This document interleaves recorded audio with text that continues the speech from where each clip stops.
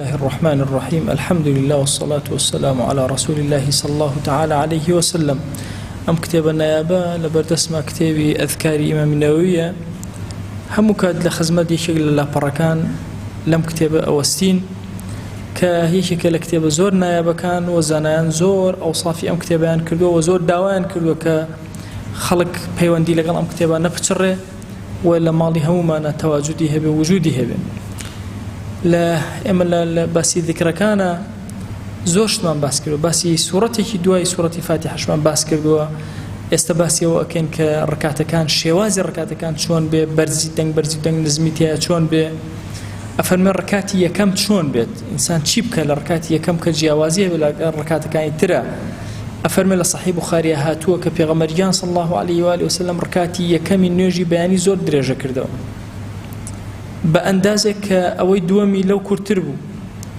أفرمي هندق لأصحاب فرمي أنا أصحابي إما فرمي أنا لا يكما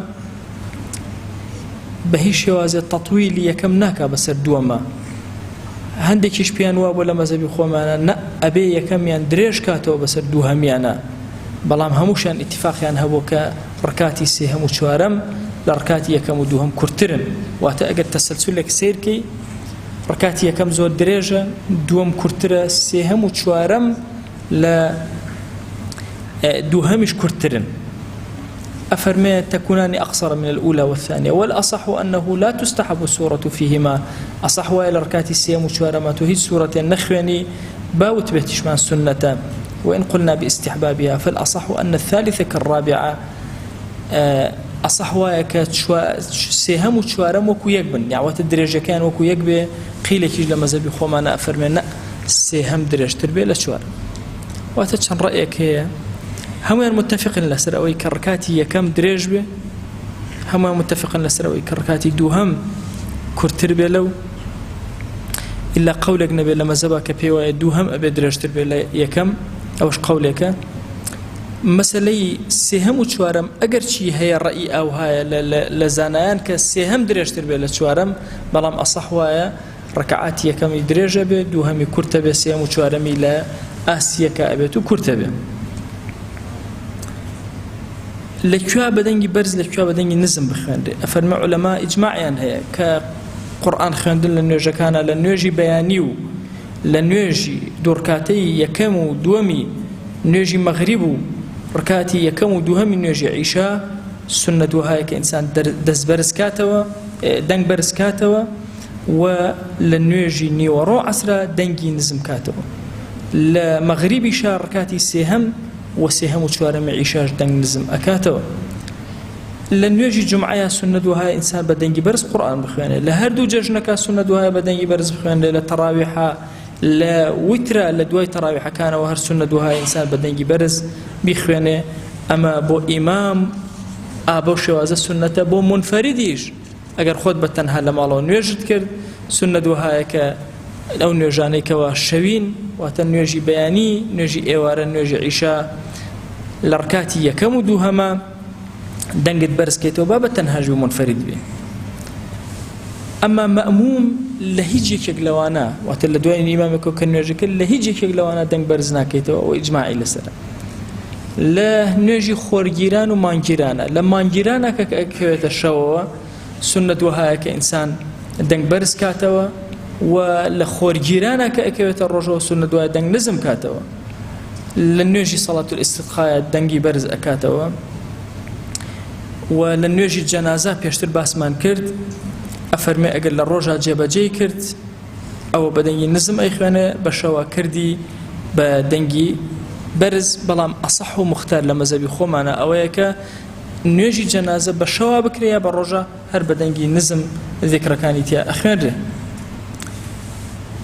أو سنتاني كالرجع جيباجي أكرن إتر سواء سنتي ضحايا سنتي هاتنا مزقوتا سنتي دزنيجا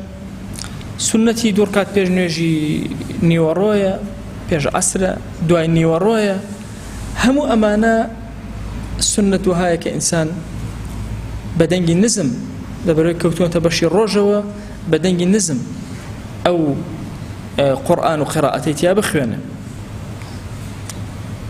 إلا طبعا أو نوافلان نبي وكو ججنا كان واستسقاء وأنا كباس من كده وقينا كدنج برسكرته أجنا عامي نوافل عامي نوجا كان بدنج نزم أكره سهم الرئيش من طبعا أو الرأي كتير أو رأي أفرمي بدنج نزم رأيك إيش أفرمي بهيش وازد دنج برزنا كيتو سواء للشواب للرجع بقيل يجي الله للشواب للرجع بدنج برز أكيتو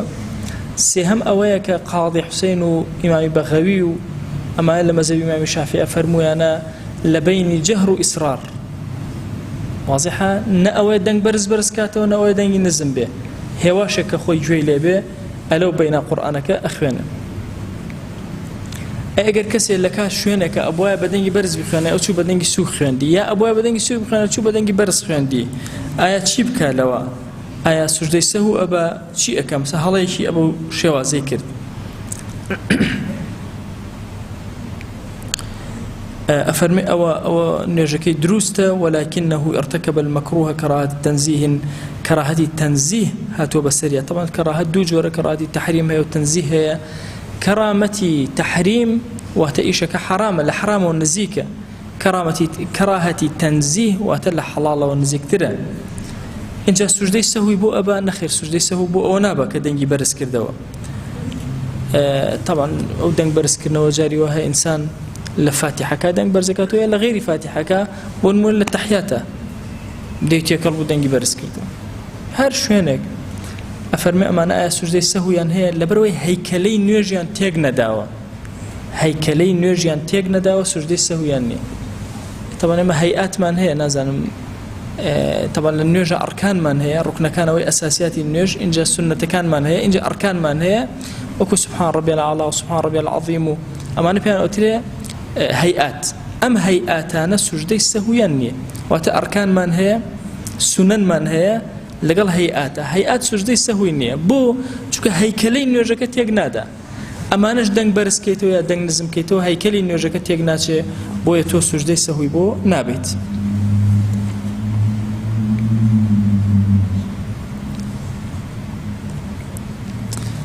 پێشتر فەرمێ ئیمان باسی ئەومان کردووە کە ئینسان بە ئەندازی ئەوەی کە خۆی گوێی لە خۆی بێ دەنگ بەرز ئەکاتەوە هەر ئەوەندەی خۆی هەمەساتی خۆی ببیستێتەوە ئەوە پێشتر باسمان کردووە